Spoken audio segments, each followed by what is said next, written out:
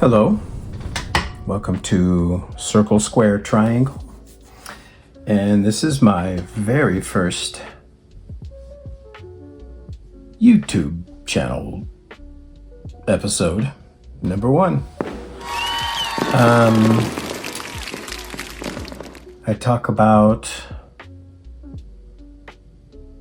everything comics, comic books I like. I draw a little bit, so I'll be doing some tutorials and also showcasing certain artists that were my influence or just somebody I was interested in.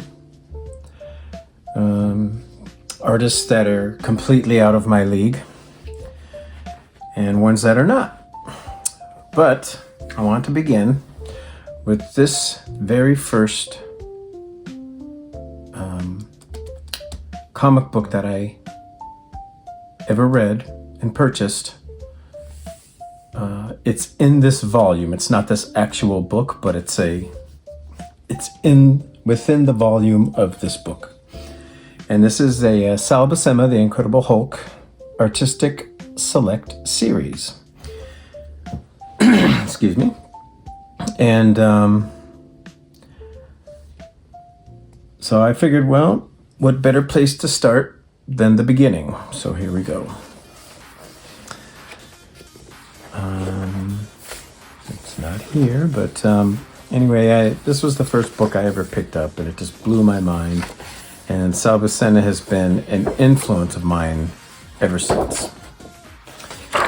So I missed a lot of things that happened before this, but this was before I started making. I'm kind of old school, so this was before I started doing odd jobs and all that stuff to make some extra money to be able to pay for my habit. So it all starts here with The Incredible Hulk 269. 269th issue. And if you could believe it or not, comic books were 60 cents back then. And I didn't have to collect a whole lot, but it was enough. So I can get my 60 cents and begin. And I just missed it because they just raised the prices. By the time I started collecting, they just raised the prices up 10 cents. So just, I think a few months before this, it was only 50 cents. But, inflation, and compared to how it is now, I mean, still 60 cents is a bargain. The writer, this story is called, I can't remember if they gave it a title or not, but I don't seem to see one. And if there was, it was here. Oh, here it is. The Hulk and Hunters. The Hulk Hunters. And at the time, I didn't know who these characters were from Adam. But as time went on, I realized they were from previous episodes that I had missed. All come together for this issue. The cover artist is Al Milgrom, who I have to admit I'm not a big fan of. But I guess he got the job done. So, Bill Mantlo is the writer, Sal Buscema is the artist. Rick Parker did the lettering, and nowadays you can just click all this lettering up on an app to get comic book lettering. But back then it was done by hand. Some people prefer to do it that way still today, but it's, far and few in between as far as people wanting to do this kind of laborious work when it's not really necessary anymore. But back then, well, a person actually did these by hand. All of this was by hand. The colorist, Bob Sharon. Al Milgrom was the editor as well as the artist of the cover. So he had multi-talents within Marvel at the time. and Jim Shooter, editor-in-chief, who I think did an excellent job during his reign. He really controlled a lot of the aspects of it, of the running of the company, whether they appreciated it or not. So, in the beginning, I didn't know who this woman was. I didn't know if, I don't think there was a connection from before at all. So actually in that sense, I got lucky that I got started with the beginning of a story. So this alien woman who's humanoid in form and similar to us, but she's got two hands like this instead of ours like this. Because that makes it easier to learn how to use when you're younger. So anyway, she's got a little hologram diamond here, showing stories that involve the Incredible Hulk that she happened to, when she discovered him on Earth. And obviously, because this is an alien planet, it's got future tech, and she's very popular. She's kind of like the, oh geez, who's a really good director right now? I can't think of any names right now, but think of a popular director, and that's who she was of a movie. And her fans really loved her music, but she was unsatisfied with it was going. She didn't feel like it was moving in a forward direction. She's kind of at this point as kind of doing the same old thing and not very happy with the results, even though everybody else was. But she, was kind of wanting to move things to the next level. It just wasn't getting there. She felt the stories were stale and so on. So she felt that, well, the best way to get a really good story is perhaps from the source of the material. So she decided to make a trek to Earth to interact with the Hulk and perhaps get some more stories that would keep her interested. So she, obviously this is, like I said, a high-tech world, and a lot, as far as like the style of art here, a lot of people, especially nowadays, don't like the basic style that's portrayed here. Other people who I think are similar are obviously John Buscema. This is Sal Buscema, and John Buscema was his older brother. And Sal Buscema is still alive at this point. John died a couple decades back. But John was kind of the more popular artist in Marvel. People liked his work a lot. And then Sal came into the picture, who emulated a lot of his brother's style, and then eventually developed a style all his own, which was around this time. His brother's art wasn't as, let's say, rough as this. But it's a style. It's a style that I actually enjoyed, especially when I started reading at, the tender age of, what was it, 12, 13? Something like that. So, obviously she's, and so other people who are similar to him as well. Another person is like John Romita Jr. A lot of people like his style, and a lot of people don't, but he's got a rough style. It's called a rough style. Frank Miller had a rough style as well. Obviously he's the more popular comic book artist and writer of this type of art. And so let's go back to the story here. So this woman, she has a lot of technology, and a lot of it is, related to entertainment and making movies and things like that. So she decided to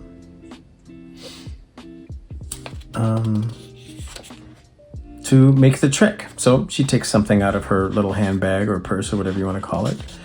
And it looks like a mask, but what it does is it transforms her into a living ship using the high-tech futuristic technology that they have, and she makes the trek to Earth. Meanwhile, now, back in the day, this image really stuck in my head, because at the time I draw myself, and I have more of a quasi-detailed style.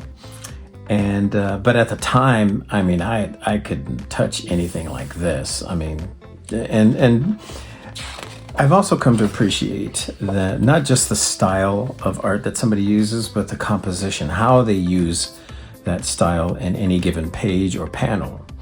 And this is just, I mean, just absolutely marvelous. It tells the whole story just by looking at it visually, and which is a big talent that Sal Buscema has. He can really tell a story well just by looking at the page a lot of the times. So in this case, you can see here's a man sitting, on a rock in a desert, with this haunting image over him. I mean, you can just tell just by the page he's contemplating his life. Everybody knows the Incredible Hulk at this point, and like I said, there were a lot of stories before this one, so everybody realizes that Bruce Banner is the Incredible Hulk. So here he is sitting here, with the threat of the Hulk constantly looming over his life, and it's just all being told on this page as him kind of, thinking about these things. And along comes Betty Ross, who was blonde and had long hair at the time. She's gone through many different changes. In the beginning, she was like a brunette, and it was kind of collarbone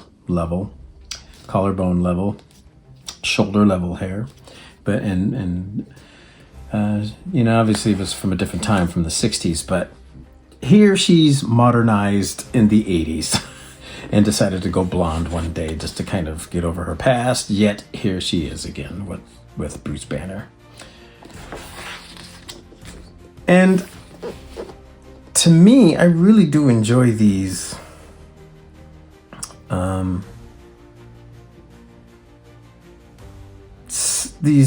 kind of story development, expositional type of panels, just as much as I enjoy the action ones. Maybe not so much back then. Oh, actually, even back then, because this really, you need this in order to get to the action. And this was also really great for me because this was, like I said, I was kind of new to the comic book industry. This was the very first book I got. And so this really helped me figure out who these characters are and, in relation to each other, what the situation is up to this point. I mean, they just in one panel, they can just keep you up to what's going on in the story if you just joined in. And that was a Stan Lee style and way of doing things in a story. He'd mentioned that, with each single comic book, you have to act like it's the first comic book anybody ever picked up. So you have to keep, people up going on what's going on in the stories, who the characters are, and so forth. And in this case, this was my first comic book, and it worked out great. And so you have to, this is just talking dialogue, but you have to still somehow keep it interesting. You've got the moon and the desert in the background. You've got the foreground with, the cave, Bruce Banner here, and in the middle is Betty. She's the one talking, so you kind of want to focus more on her.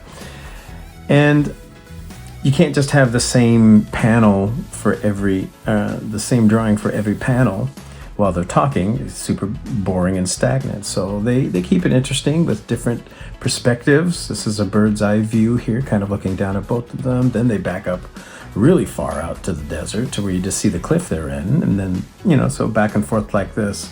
And it keeps it interesting. And not only that, like I said, it's all in one page. All this kind of drama and kind of catching up with the story is all on this one page.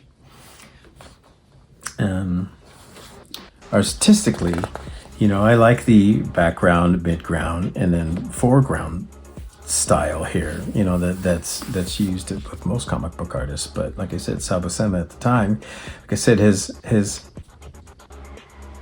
art is a very simple, rough form, but you can see the experience behind just this one page. All right, so moving along, you got Rick Ross kind of feeling bad about, how he's affected Bruce Banner's life and all that stuff, and he wish he could, make things easier for him. So in his frustrated thinking process, he believes that exposing himself to gamma radiation will turn him into a Hulk and then kind of, make things easier for Bruce, since he's had this kind of nightmarish life, so to speak, with a Jekyll and Hyde type of life. So, meanwhile, ship is coming. 3 ship. Now, this is, you got the exposition out the way. Let's get started with the action. Boom. You got a ship sending down 3 shuttle pods. We're not sure what they are at the time. Well, yeah, they show what it is. Some shuttle pods here, spaceships, whatever you want to call them. And bringing them down. Now, the fire kind of gets started a little bit high in the atmosphere or the stratosphere here, but, that's comic book. It's okay. And then, so kind of wrapping up, their conversation that they had, boom, let the action begin. So this panel catches up with this panel, and then they meet together, and then action ensues. Betty finds out to see what's going on. Boom. They beam down 3 aliens, and obviously you can see their names: the Amphibian, Torgo, and the Dark Crawler. And at the time, I used to I confused this name with Nightcrawler, but it's like, again, this is my first comic book. Later on, when Nightcrawler came out, I was like, is this the same character? And I had to go back and check. It wasn't. So, Hulk hunters, they don't know what's going on, but they're just like, hey, you're coming with us. Which gets Bruce Banner triggered. Now, when somebody gets triggered now, you yell, or, if it's in the wrong place at the wrong time, you get arrested by the police. But here, something else happens. And that's the other thing that Sal Buscema was really great at, was creating different ways for Bruce Banner to transform, because, he did it in every single, pretty much at this time, every single comic. And so while this conversation's going on, he's just kind of in the background. He's actually changing kind of in the background. They didn't make it more in the foreground to make it like more exciting. But I think this isn't as exciting, but I think it's more interesting, because you have these 2 in the foreground. Again, it's the foreground, midground, and background situation, which is done expertly here. So you got these 2 having a conversation, while quietly Bruce Banner's changing in the background. Then they're saying, well, we don't see the Hulk here. And then he transforms and goes, oh, that's the guy we're looking for. A fight ensues. Now, a few years ago, I actually redrew this panel. And I'll show you my version of it. I mean, each shot is the exact same, but I did it in my style. So I'll show you that in upcoming episodes. So instantly the Hulk, during this time, there was no Professor Hulk, there was no Joe Fixit, there was no intelligent Hulk, there's none of that. It was the old school Hulk. He had been intelligent maybe a few years before this, briefly. Back then it was, they'd never done that at that time, so it was really interesting. A lot of people found that fascinating. But then eventually he reverted back to his old self, which is the case here. First thing Hulk does is gets mad, finds out who is a threat around here, attacks. Boom! Instantly he takes Amphibian, and throws him into the water, which kind of, in my opinion, was a big mistake, because obviously he must be a water-related species. So anyway, now, while this is happening, this is Rick Jones, who is the guy who, indirectly is the cause of Banner becoming the Hulk in the first place. He was a teenager on a dare going out to the gamma bomb testing area. Bruce, not realizing that the bomb was about to detonate soon. And so Bruce came out to save him, and in the process got hit with a full blast of the gamma radiation from the bomb, becoming the Hulk. Ever since then, Rick has felt guilt over this. Now the Hulk is being attacked yet again. So Rick Jones, earlier thinking, it would be a good idea to try to become the Hulk to help the Hulk. Thought, but this is a good opportunity for him to do that, so he takes off in the cave to do that. Meanwhile, the Hulk is here fighting Darkcrawler here, who has obviously a darkness technology. Doesn't work. Hulk is just pure rage, and nobody could really stop him because of that back then. And this guy, apparently, he's very strong. What's his name? Is this Torgo? I think it's Torgo. Super strong, but obviously everybody knows that Hulk is strongest when there is. So Rick Jones takes this opportunity to turn the Gamma Blaster on to become the Hulk, to give the Hulk a hand. Fight ensues. A lot of action, which Sal Buscema is great at. I mean, like I said, this was a different time. A lot of the colors were flat back then.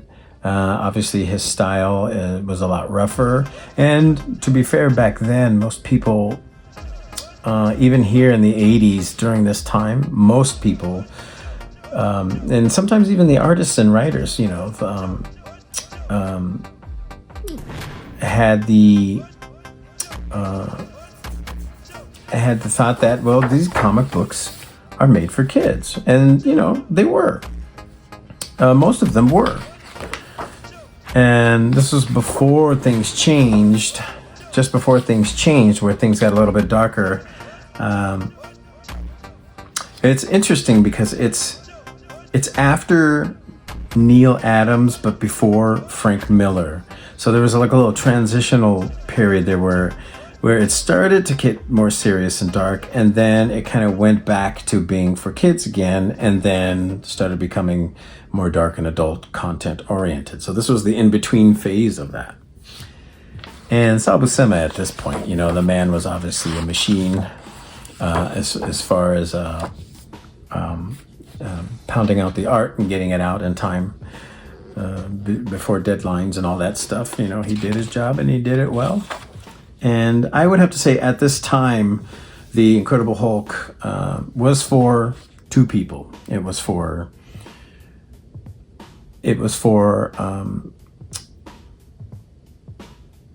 adults who were there from the beginning in the 60s when the Hulk first appeared. So they are just fans, just rabid Marvel fans at the time.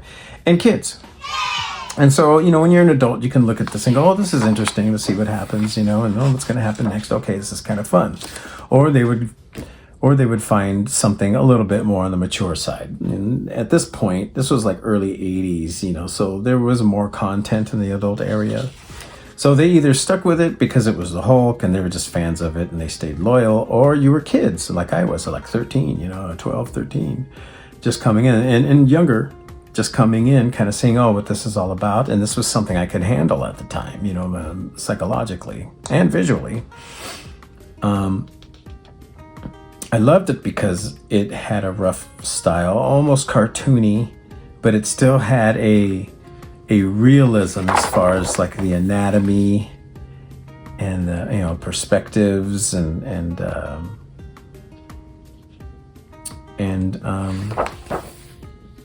in some cases, the content, depending on the story. Gets into a big scuffle. Rick Jones wants to help. Back it up a little bit. They keep fighting. And they were probably just going to keep fighting forever until the spaceship sent down, I guess, the person who was in charge. And finally, instead of just fighting him, they decided to have a dialogue and ask for his help.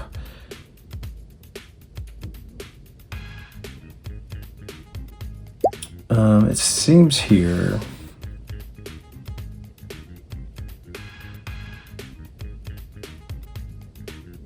so apparently he had a fight with this kind of creature in the past, and it's come back. So she's asking for help.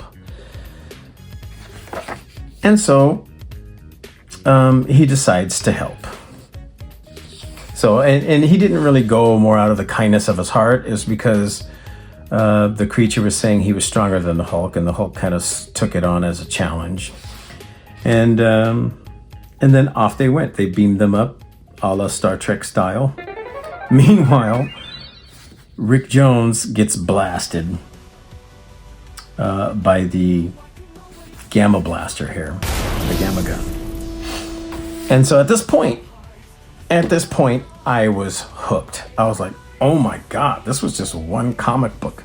You got drama from the beginning, everything that is going on with his existence with the Hulk, his relationship with his friend Rick Jones and Betty Ross. They even explained what happened earlier up to this point. So I had a pretty good handle just from this one comic book about what was going on. And the only thing I didn't know was what was going to happen next. These last two panels, the Incredible Hulk leaves on a spaceship. He leaves Earth into another galaxy, perhaps, or maybe another planet in the galaxy. I can't remember. But, he leaves the Earth. He's gone. He left the Earth to go with these aliens somewhere. Okay, that's the second to the last panel. The last panel is Rick Jones being blasted possibly to death by a full blast of gamma radiation. This is the last two panels. I mean, if that doesn't hook you, I don't know what does at the time. For me, I was in. At that point, I was completely in. I was like, this is amazing. So not only that, I wanted to get started drawing. And my drawing, obviously was very, even rougher than this. But to me, this was Norman Rockwell to me at that time. I was just like, this was, to me, this might as well have been Frank Frazetta, So, I began to work. Work on drawing at that point. I was hooked. I was hooked into the comic book world, at least in this, in the Hulk's world at this particular time in Marvel. I was hooked on trying to draw this because it was, again, you're 13 and just getting started. This is actually perfect. It's a simple style to kind of reach for at that age when you're first starting. I've been drawing before that a little bit, but just like as an artist, but not as a comic book artist. And then I saw this, and that was it for me. That was the direction. So, there you are. It's the first episode. Again, my name is Dean Moore, and I just like to talk about comic books and everything related. And I've been thinking about doing a YouTube channel for a while now, and I decided, well, the only way to do it is to throw myself in. Not everything is going to be a gem, especially the first time around when you're figuring things out, but you got to get started sometime, somewhere. And here it is, and I hope you enjoyed it. The next episode will probably involve some drawing. I'll show you some of my work that I've done. I'll do some drawing instruction in the future, and also come back to see what happens to Rick Jones, the Hulk, and Betty Ross in the next episode, in the next few episodes. Okay, until then, signing out. And remember, this is Sal Buscema, The Incredible Hulk, the Artist Select series. And this thing is huge. It's a hardcover. This is my hand. I'm a grown man. This is my hand. This book is huge. It's like the Bible. I mean, it's just, or a very thick encyclopedia. So, until next time, bye. Bye bye to the times we got. Bye bye bye to the fights.